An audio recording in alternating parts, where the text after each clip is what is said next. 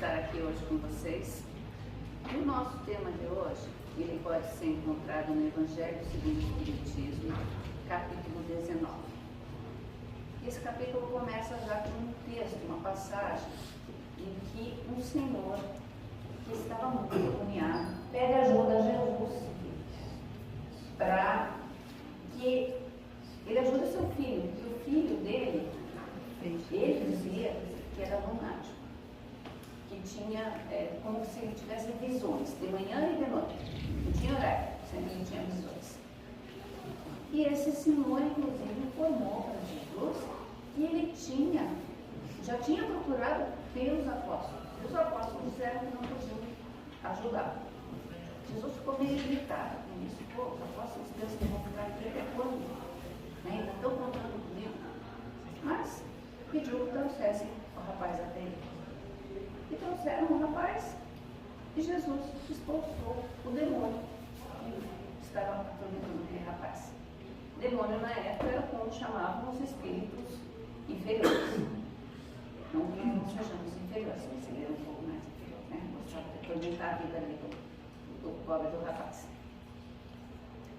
Pouco tempo depois, os apóstolos chegaram até Jesus e vieram dizer: Mestre, por que nós não conseguimos fazer o que o Senhor faz? E Jesus respondeu para eles: por causa de vossa pouca fé. Em verdade eu vos digo, se tiverdes fé do tamanho de um grão de mostarda, direis a esta montanha: transporte-se daqui para lá, e ela irá, e nada lhe será impossível. Essa passagem de Jesus nos traz muitas explicações, muitas informações. Primeiro, o amor do Pai pelo Filho. Ele se dispôs a procurar uma pessoa que não era bem vista na época. Jesus e os apóstolos eram perseguidos naquela época. E ele, por amor ao Filho, procurou pela ajuda deles. O amor de Jesus por todos nós, independente de quem seja, ele sempre ajudou. Na sequência, nós vamos ver um caso de obsessão, aquele demônio que estava incomodando o menino, seguido pela desobsessão feita por Jesus quando ele expulsou aquele demônio.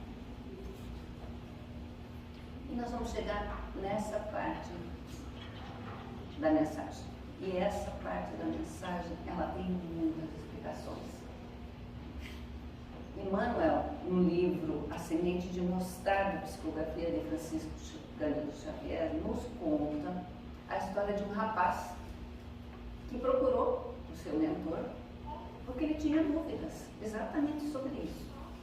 Ele disse: Mestre, o senhor sempre nos diz que os ensinamentos de Jesus vão iluminar o nosso caminho, mas tem certas coisas que ele fala que eu não consigo entender. O mestre deu um sorriso e perguntou assim: me dê um exemplo do que você está falando. Então, Jesus diz que se a gente tiver fé do tamanho de um grão de mostarda, determinada montanha vai sair daqui para lá pela nossa vontade. O senhor não acha que isso está muito fora da nossa realidade? O mestre pensou um pouquinho e respondeu para ele: filho, Jesus, por falta de palavras adequadas e comparações, nos falava através de exemplos e parábolas. Eu acredito que ele esteja comparando essas montanhas com os nossos defeitos, com as nossas vontades equivocadas. Então, o que ele está dizendo para nós é que nós precisamos tirar o mal daqui, deixar para lá, e deixar que entre bem em nós. Essa explicação de Emmanuel foi muito interessante. E quando a gente pega esse texto aqui, onde que a gente para? No grão de mostarda. Confesso que eu já fui numa casa de produtos naturais comprar um grãozinho de mostarda para ver o tamanho. E realmente é uma coisa muito pequena. Aí foi na internet. Ela pode dar uma espécie de árvore que chega a 2,4 metros. Tinha até grande. para um coisinho desse tamanho. Nessa história ainda, o rapaz diz assim, tá, o senhor me deu uma explicação filosófica, muito legal, mas me dê uma coisa palpável que eu possa usar no meu dia a dia. E o mentor diz para ele, se você não consegue perceber a força de um grãozinho de mostarda, acenda uma pequenina vela na escuridão. O que ele está dizendo para nós? Nós precisamos ser uma pequenina vela na escuridão. Isso é muito bonito da gente pensar. Todo esse ensinamento de Jesus nos traz uma nova visão sobre o que a gente tem que fazer. Esses montes, essas montanhas que nós carregamos, as nossas imperfeições. O que são essas imperfeições? Nós vamos encontrar isso no Livro dos Espíritos, que nos traz na questão 785, o que impede o progresso, orgulho e egoísmo. Será que nós temos orgulho e egoísmo? Está em nós orgulho e egoísmo? Nós sabemos o que é orgulho e egoísmo?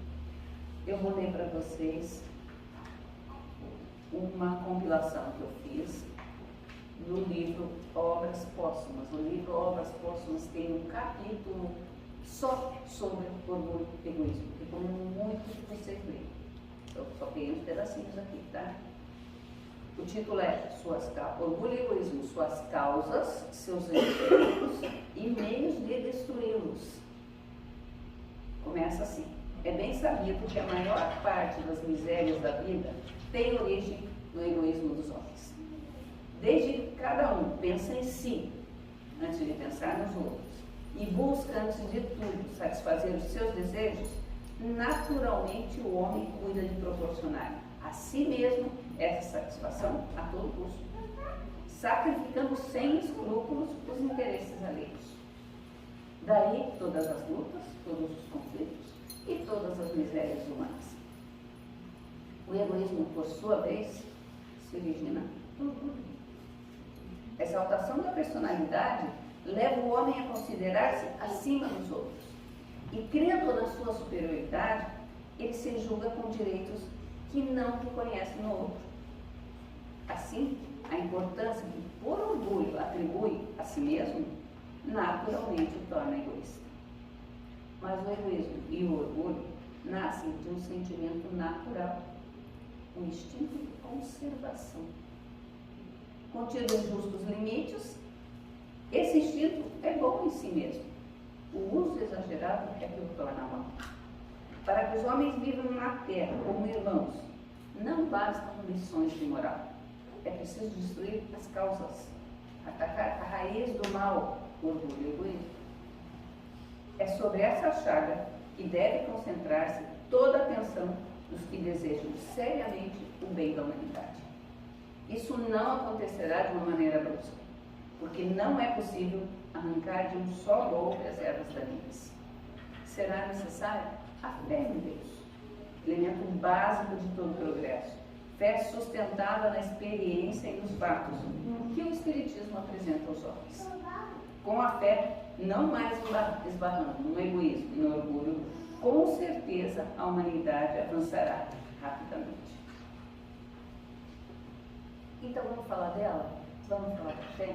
O que nós entendemos por fé? Quais são os tipos de fé que nós conhecemos? A fé cega. Desde que nós fomos criados, nossas primeiras encarnações, nós temos fé em alguma coisa. Mas nós não tínhamos explicações.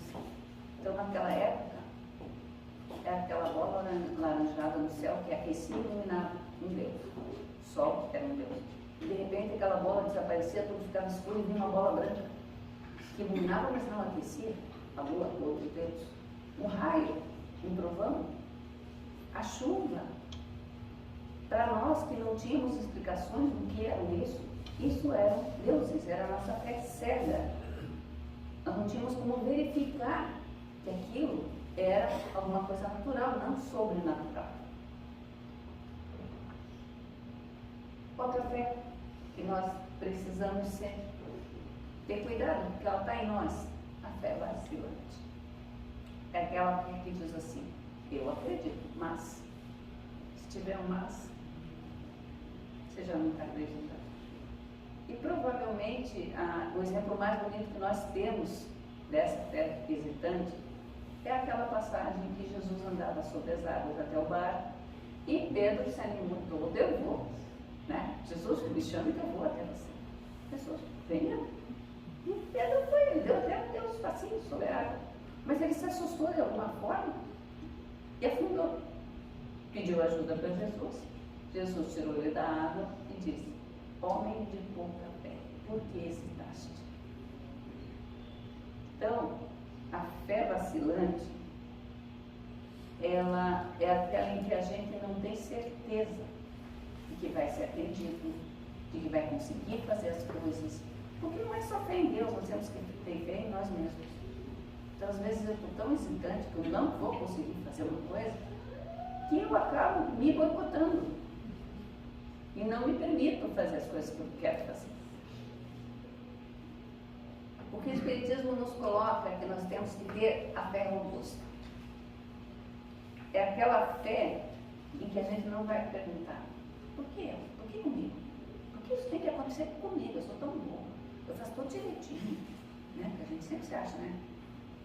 Maravilhoso. Mas não, a gente tem que ter certeza de que a gente tem que perseverar no que a gente quer. A gente tem que acreditar que Deus vai nos dar de acordo com o que a gente necessita, não o que a gente quer. E que tudo o que acontece tem uma razão de ser. O Espiritismo nos diz que, como princípio, antes de crer, é preciso compreender. Como é que a gente vai fazer isso? O Espiritismo nos dá um instrumento maravilhoso, estudo. Os grupos de estudo da casa nos ajudam a compreender essas coisas.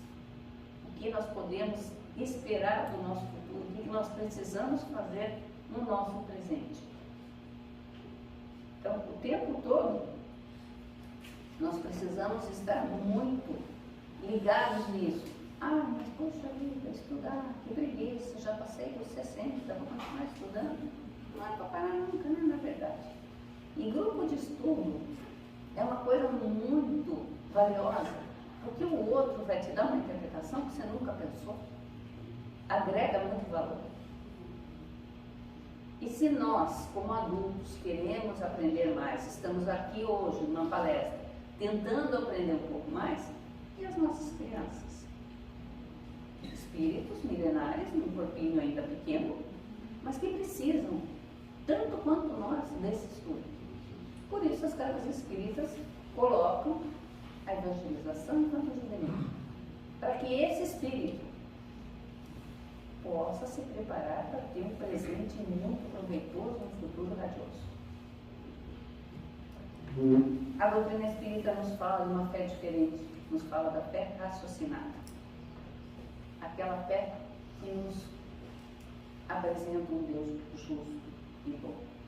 Não mais aquele Deus vingativo do Antigo Testamento, aquele Deus raivoso, não, um Deus justo e bom. Onde ela nos diz que todas as dores que nós passamos, todos os problemas, são consequências de algo que nós fizemos. Então, não é culpa desse plano, não. É aqui. Fui eu optei por fazer alguma coisa errada. E agora tenho que arcar com essas consequências. Arcar com essas consequências vai me fazer cada vez melhor. Ah, mas é muito sofrido. É muito sofrido. Claro que é. Não podia ser diferente. Nós estamos num planeta de provas e expiações. Aqui nós vamos passar por tudo que nós precisarmos para evoluir. E quem sabe um dia vamos para um planeta, ou a Terra, quando se transformar num planeta de regeneração, a gente vai povoar essa Terra também. Senão nós vamos continuar lá em provas e expiações, nosso lugarzinho ali, não muito legalzinhos, passando por todos esses problemas que nós estamos passando. Agora eu vou fazer uma pergunta para vocês. Antes, eu vou ler um texto, tá? que fala exatamente dessa fé raciocinada. Está no livro Páginas da Fé, psicografia do Chico, do espírito Albino Teixeira. E ele nos diz assim sobre a fé: tenta de novo. Se caíste, não desanimes. Tenta de novo a caminhada. Se choras, não desesperes. Tenta de novo ser feliz. Se sofres, não te rebeles. Tenta de novo compreender. Se te ofende, não revides. Tenta de novo perdoar. Se teus problemas antigos reaparecerem, não te aflijas. Tenta de novo resolvê-los. Se te sentes abandonado, não te perturbes. Tenta de novo amigo. Se a ingratidão te fere, não descreias no bem. Tenta de novo ser leal. Se o fracasso surge, não te entregues. Tenta de novo e vencerás. Tenta de novo. E ao teu lado, guiando contigo, terás sempre Jesus, o amigo fiel de todas as horas, que nunca perde a esperança de que um dia possas ascender ao reino da paz e do amor inalteráveis. Aqui nós vemos muita coisa que nós já ouvimos, né? Tenta de novo semear o bem, ser a luz na escuridão. Esse é o nosso trabalho. Nós estamos tendo oportunidade de aprender, não é só para nós. Essa oportunidade é de praticar o que nós estamos aprendendo. Então tenta de novo, não desista nunca. E vamos ver então, como está a sua fé? O que vocês acham? Como está a sua fé? Se essa pergunta fosse dirigida a Viktor Frankl, Viktor Frankl foi um neuropsiquiatra austríaco, e ele falou: a fé foi o que me fez suportar e superar os 4 campos nazistas em que eu estive preso. A fé fez com que eu saísse de lá e falasse sobre a importância da vida. Ele e toda a família, ele era judeu, foram presos nos campos de concentração. A esposa grávida, ele perdeu toda a família e saiu falando sobre a importância da vida. É preciso muita fé para isso.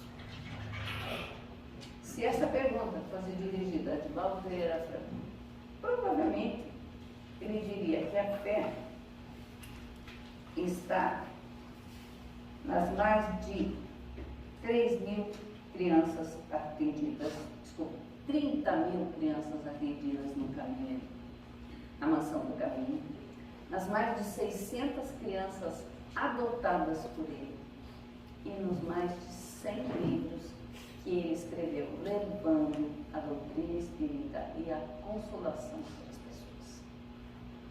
Se essa pergunta fosse dirigida a Chico Xavier, eu diria que a fé para ele é Deus. É usar os ensinamentos de Jesus para fazer o bem ao próximo. Então, a nossa fé é pequena ainda, né, comparada com eles. A gente ainda não consegue fazer tudo isso, a gente ainda tem muitas dúvidas, mas nós temos que ter certeza que a fé é uma coisa real, não é aleatório, não é uma coisa assim, não, né? Eu não pego, eu não vejo. Nós somos muito materiais ainda, né? Tudo para nós tem que ser aquela coisa assim. Eu tenho que ver, eu tenho que pegar. Mas não. A fé, ela é íntima de cada um expressa, cada um sente de uma forma. É como você, eu tenho fé em Deus, mas o meu Deus não é para Deus. O meu Deus faz as coisas que quer para Deus, não faz isso. Não é assim que a coisa anda, né? Deus, nós não temos como falar que é Deus, como definir Deus, mas nós temos certeza de que Ele está sempre ao nosso lado, nosso Criador, nosso Pai. Então, o que nós entendemos por fé?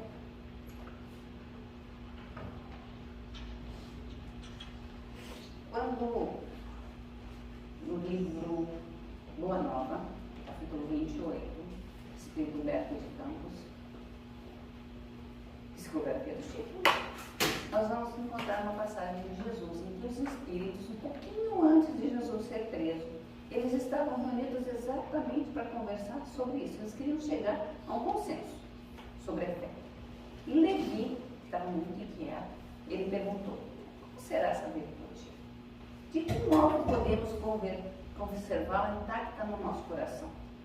Parece que somente o homem culto pode conhecer toda a extensão dos seus benefícios. Tiago, seu irmão, pensava diferente. Não é bem assim. Acredito que basta a nossa vontade para que a confiança de Deus esteja viva em nós. Um dos filhos de Zebedeu entrou na conversa perguntando: mas a fé será virtude para os que a desejam? Apenas isso? Em dado instante, solicitaram esclarecimento de Jesus. E ele respondeu: a fé pertence sobretudo aos que trabalham e confiam. Tê-la no coração é estar sempre pronto para Deus. Não importam a saúde ou a doença, fracassos ou sucessos. A alma fiel trabalha confiante nos desígnios do Pai, caminha sempre com serenidade e amor, sabendo que Ele pode dar os bens e retirá-los e restituí-los em tempo oportuno. Mas, mestre, voltou Levi, onde se me é vontade de ter? Eu tenho visto muitas criaturas criminosas que atribuem a providência dos seus feitos darem certo. E outras pessoas que classificam a preguiça como uma fatalidade divina. E Jesus acrescentou: a vontade de Deus, além da que conhecemos através da sua lei, dos seus profetas, através do conselho sábio das inclinações naturais para o bem, é também a que se manifesta a cada instante da vida, misturando alegria com as amarguras. Ter fé, portanto, é ser fiel à vontade de Deus, em todas as circunstâncias, executando o bem que Ele nos determina e seguindo-lhe o roteiro sagrado, para que a criatura possa colher a experiência luminosa do caminho mais espinhoso que deva percorrer. Jesus deixa bem claro que nós precisamos trabalhar, nós precisamos confiar, e nós temos um exemplo lindo em Francisco de Assis, que abriu mão de tudo que possuía para seguir os ensinamentos de Jesus. Foram naqueles momentos, quando a razão não conseguiu oferecer respostas que o confortassem, quando os porquês não foram respondidos satisfatoriamente, que ele testemunhou a sua fé. E na oração da paz, que é atribuída a Francisco de Assis, está escrito: onde houver dúvidas, que eu leve a fé. A fé é o resultado da harmonia entre o saber e o sentir. Nós não podemos, não conhecemos, não sabemos como foi a vida de determinada pessoa, por que ela está fazendo isso ou aquilo. Nós não podemos sentir como ela sente. O que nós podemos fazer por essa pessoa? Orar. Orar com fé. Para que ela encontre o caminho do bem, para que seja iluminada. É tudo que nós precisamos fazer. Se uma pessoa chega até nós, contando seus problemas, vamos ouvir. Não precisa mais que isso. Nem sempre ela quer ouvir, faça assim, assim, assim. Porque dar resposta para o problema do outro é muito simples, né? Mas eu não conheço a vida dessa pessoa. Eu não sei como ela foi educada, eu não sei o que ela acredita. Então vamos ouvir. Vamos dar o ombro amigo. Mostrar para ela que ela pode confiar em nós, que nós podemos ampará-la de alguma forma. Junto com a fé anda a esperança. Desculpe, é pressa. Pulei. Vai na pulou, não foi.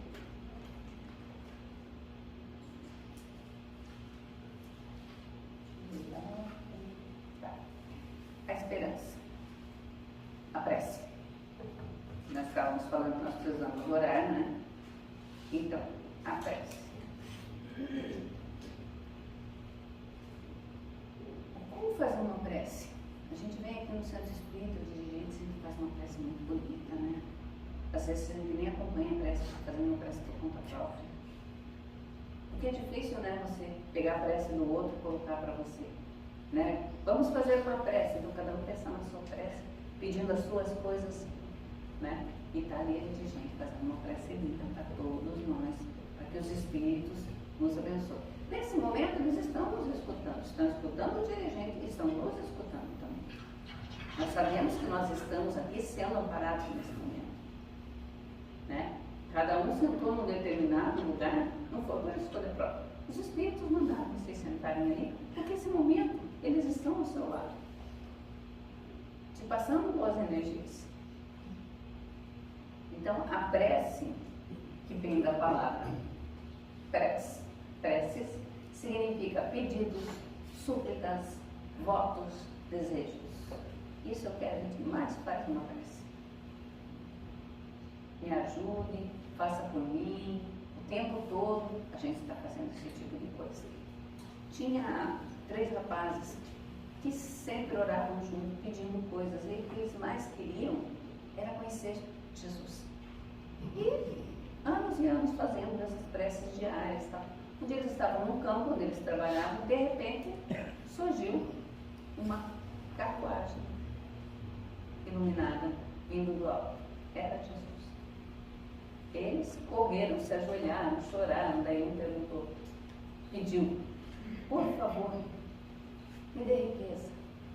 Eu não aguento mais essa pobreza, eu preciso ser rico. Aí Jesus olhou para o anjo dele, fez assim, o anjo entregou milhões para ele, capaz de moeda de ouro.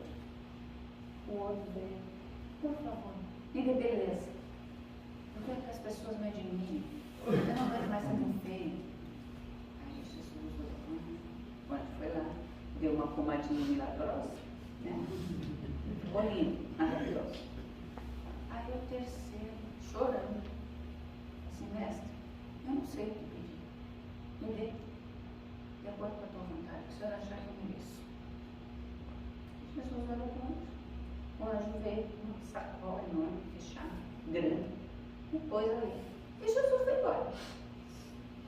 Aí, nossa, ficaram tudo curioso, né? Será que tem essa sacola, né? Aí o rapaz abriu a sacola, tinha uma pedra enorme. Aí os dois começaram a rir, né? Enganou, se deu mal, não quis pedir, daí agora veio uma pedra. Aí o rapaz não desistiu.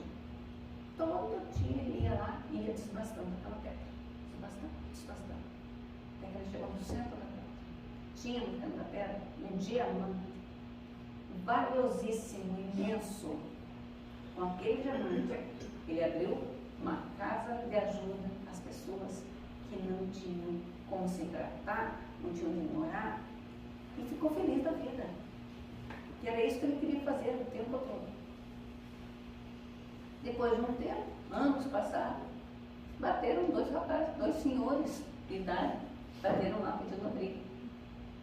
Na hora ele reconheceu os 2 amigos, que se perderam com a riqueza e pobreza. E se abraçaram, choraram muito, foram muito bem recebidos e viveram felizes para sempre.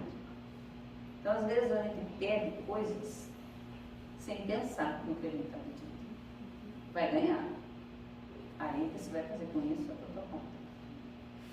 Né? O que a gente tem que pedir sempre para Deus? Sabedoria para lidar com as situações difíceis. Calma, para não pôr os carros na frente do lobo. Discernimento. São coisas assim que a gente nunca pede, né? A gente já vai direto, né? Uma prova, Deus ajuda a passar na prova. Eu vou sair hoje, tá? Tem um encontro lá com os amigos, mas me ajuda que amanhã eu tenho prova. Gente, vai te ajudar? Qual é o merecimento que você tem? Tudo tem a ver com merecimento na nossa vida, né? Ah, mas Deus não me ajudou, não fui bem na prova. Tem gente que faz muita promessa, né? Vou parar de comer chocolate. O que é que está ganhando se você parar de comer chocolate? Deus está ganhando com isso? Não é você, né? Seu colesterol, sua diabetes, né? Então não adianta você se privar de uma coisa que te faz bem, que te faz feliz, mas ao mesmo tempo pode te fazer mal, para que Deus te deu para você.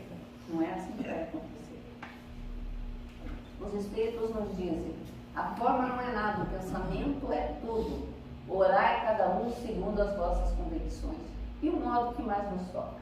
Um bom pensamento vale mais que numerosas palavras estranhas ao coração. É tudo que nós precisamos. Saber orar. Repetir, vou dar 100 Pai Nossos.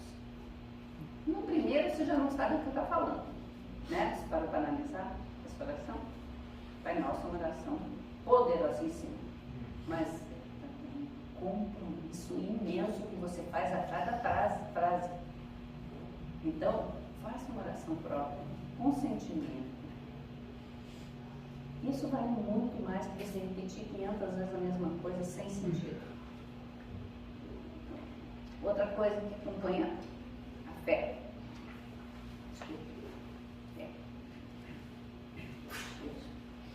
A esperança. A esperança. O que é esperança? É um medicamento no coração. A gente sempre tem que ter esperança em dias melhores, esperança que vai conseguir fazer as coisas, mas não é a esperança do verbo esperar, é a esperança do verbo esperançar, que quer dizer você tem que fazer a tua parte. Eu espero que caia do céu lá ganhar na loteria. Isso é ser ganhar, gente. O que você vai fazer com aquilo tudo? É que nem um rapaz que ganhou aquele monte de ouro lá de Jesus. Você perde. Eu deveria querer ganhar na loteria, que me surge uma boa oportunidade de emprego, que me surge alguma coisa que me faça ter um rendimento, né? Ter uma esperança boa. Contam as lendas que no começo da criação aqui da Terra, as estrelas vieram visitar. Então, a estrela amarela, que cuida das riquezas minerais da Terra, veio até aqui, deu uma passeada por todos os lugares, voltou para o firmamento. Aí veio a estrela azul, que é responsável pelas águas. Veio para cá, foi nas profundezas, viu como é que estava tudo e voltou para o firmamento. E as demais estrelas responsáveis pelas coisas da natureza também vieram e voltaram para o seu lugar. Estavam todas lá e perceberam que não tinha voltado. Cadê aquela estrela? Todo mundo preocupado. Onde está? E olhavam, procuravam, encontraram. Olharam para a terra. Lá estava ela, brilhando, a estrela verde, a estrela da esperança, que por determinação de Jesus ficou na terra, entre os sofredores e os necessitados. Jesus deixa para nós uma esperança muito grande de que nós vamos superar os nossos problemas. Isso é muito bonito para a gente pensar. E outra coisa que anda de mão dada com a fé é a caridade. Qual o verdadeiro sentido da palavra caridade como entendia Jesus? Questão 886 no Livro dos Espíritos. Benevolência para com todos, ser bom com todos, independente. Indulgência com as imperfeições alheias. Nós vemos imperfeição no outro e não vemos a nossa. Somos todos imperfeitos ainda. E perdão dos outros. Perdoar ainda está um pouco longe do que a gente consegue, mas vamos começar assim, desculpando, né? Não guardando mágoa, já é alguma coisa. Porque se eu digo eu te perdoo, mas não aparece mais na minha frente, você não está perdoando. Eu te perdoo, mas 30 anos depois eu lembro da coisa que aconteceu lá. Não foi perdão. Então o perdão ainda está um pouquinho longe de nós, mas a gente vai conseguir. Tem uma lenda que conta que quando a Terra foi criada, Jesus habitava, quando a gente começou a habitar a Terra, Jesus enviava direto mensagens de amor, de paz, de harmonia. Mas o homem, né, se perdeu onde? No egoísmo, né, e não conseguia. E Jesus queria, porque queria que esses irmãozinhos aqui da Terra, nós, né, fôssemos felizes. Aí ele pediu o concurso do Anjo da Justiça.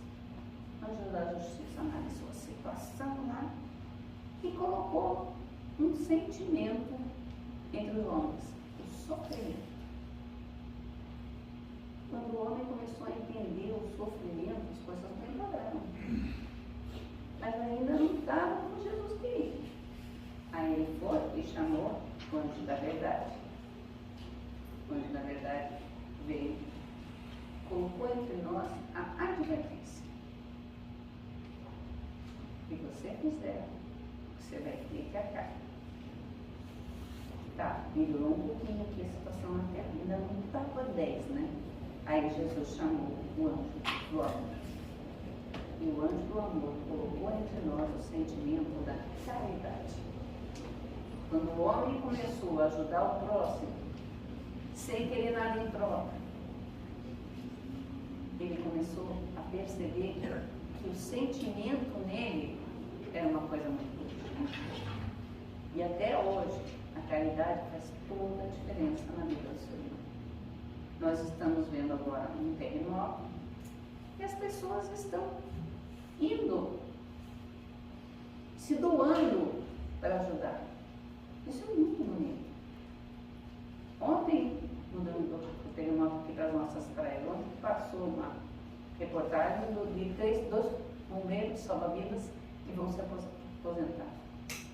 A alegria deles de ter conseguido fazer esse trabalho, ajudar as pessoas, é tão bonito. O trabalho de bombeiro é uma coisa tão maravilhosa. É doação pura, é caridade, gente. Ah, mas recebe para isso? Recebe. Que bom que recebe, que receber sem mais, porque merece.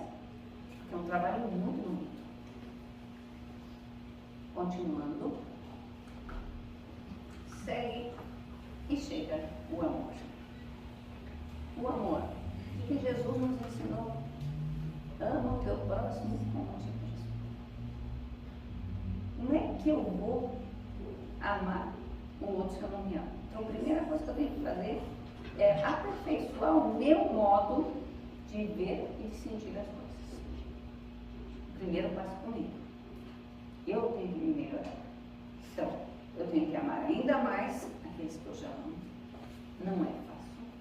Porque os que estão próximos da gente vê mais os defeitos, que aponta mais, tem uma liberdade dele que não devia ter, né? Para apontar os defeitos. O segundo passo, dedicar atenção aos que você encontra. Qualquer um gari, um ascensorista, o vendedor. Atenção, chamar as pessoas, pergunta o nome, como é teu nome? Oi, tudo bem, Ana? Tudo bem, Samir? Assim que a coisa tem que ser. A pessoa se sente pertencente ao mundo. Isso é muito importante. E o terceiro passo, tolerar os que nos causam aversão, até conseguir amar os inimigos. Não vamos amar de cara inimigo, vamos tolerando, né? Vamos lá, vamos tentando, né? Um dia a gente vai conseguir dar um passinho maior. Junto com a esperança, nós temos também a gratidão. Não importa a religião, agradecer sempre será a prece mais bonita que existe.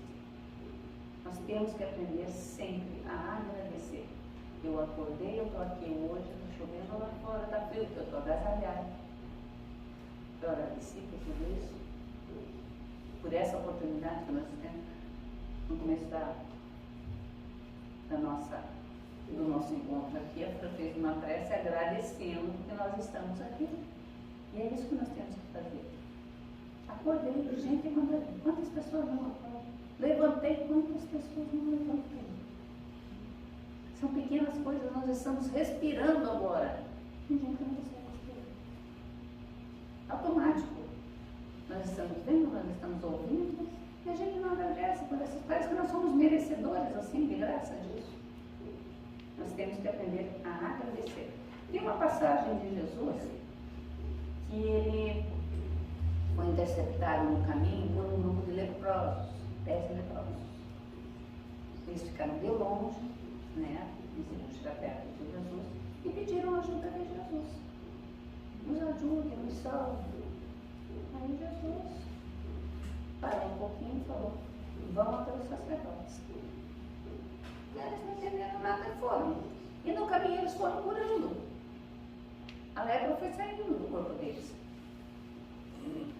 Aí, um deles voltou correndo até Jesus, se ajoelhou e agradeceu. O Senhor salvou minha vida, muito obrigado. E Jesus falou assim: onde estão os outros 9? Por que eles não voltaram também? Levanta e anda, a tua fé te salvou. A gratidão pode nos salvar. Nós temos esse trabalho fácil, não é tão difícil você ser grato. Seja grato às pessoas que moram com você, seja grato à tua esposa que fez almoço com você, seja grato ao teu filho que te deu um bom dia, te deu um abraço, te deu um beijo. São coisas pequenininhas que parece que nós somos merecedores e nós nem sempre somos merecedores disso. Seja grato porque você consegue pôr uma refeição na mesa. Muita gente está passando fome hoje em dia. Ah, mas só tem arroz, feijão e carne. Está 10. Está mais que bom. Não precisa ser gourmet. Quer fazer gourmet? Põe uma linha no arroz lá, pronto. Mudou o arroz. Põe uma ervinha lá. Mas faça com o coração. Tem que fazer. Quando você está cozinhando, isso para quem cozinha, não vou dizer as esposas, porque tem muito marido que cozinha, mulher que cozinha melhor que ele. Põe amor no que você está fazendo. Prepare um prato bonitinho. Isso faz diferença. A pessoa se sente acarinhada, se sente consolada. E finalmente, o que anda a paz com a fé é a paz. Jesus disse: eu não vim trazer a paz, mas sim a paz. Muita gente entende isso aqui de forma errada. Jesus, espada. Não parece coisa de Jesus, né? Mas o que é essa espada? Na verdade, essa espada, ela deve ser usada como um instrumento por nós mesmos, para que a gente vá brigando com os nossos males, as nossas más tendências. Essa espada é um instrumento que nós temos que usar para tudo que impede a nossa evolução. É isso que Jesus veio ensinar para a gente. Essa espada, não a espada da guerra, a espada da luta, que todo mundo queria que fosse, né, Salvador lá dos judeus e brigasse com os romanos. E ele veio pregar o que para a gente? Amor. Então, o tempo todo, vamos colocando na nossa mente. Nós temos instrumentos para melhorar. Nós temos a nossa espada. Quem vai usar essa espada? O vizinho para mim? Meu marido vai usar por mim? Eu vou usar por ele? Não. Cada um por si. Isso é um trabalho nosso. Deus nos deu essa oportunidade. Deus nos deu o livre-arbítrio para a gente saber o que fazer e o que não fazer. A gente não usa muito bem ainda, mas nós estamos no caminho. Né? Hoje, num domingo chuvoso, carnaval, muito feriado, estamos aqui reunidos para aprender um pouco mais. Nós estamos usando a nossa espada, porque nós queremos nos melhorar. E isso é muito importante para nós.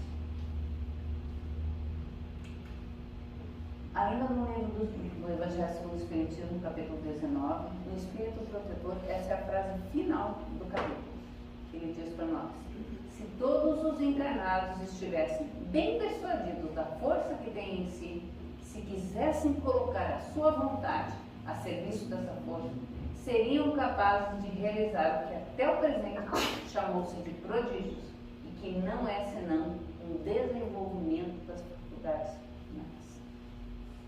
O que nós precisamos fazer? Não ter a missão, saber valorizar o que temos, amar e perdoar sem acumular mágoas, cumprir seus deveres para ter a paz na consciência, confiar em Deus, que cuida incessantemente de nós. Muito obrigada a todos. Espero que nós consigamos colocar um pouquinho disso em prática, porque nós precisamos sempre estar buscando nos melhorarmos.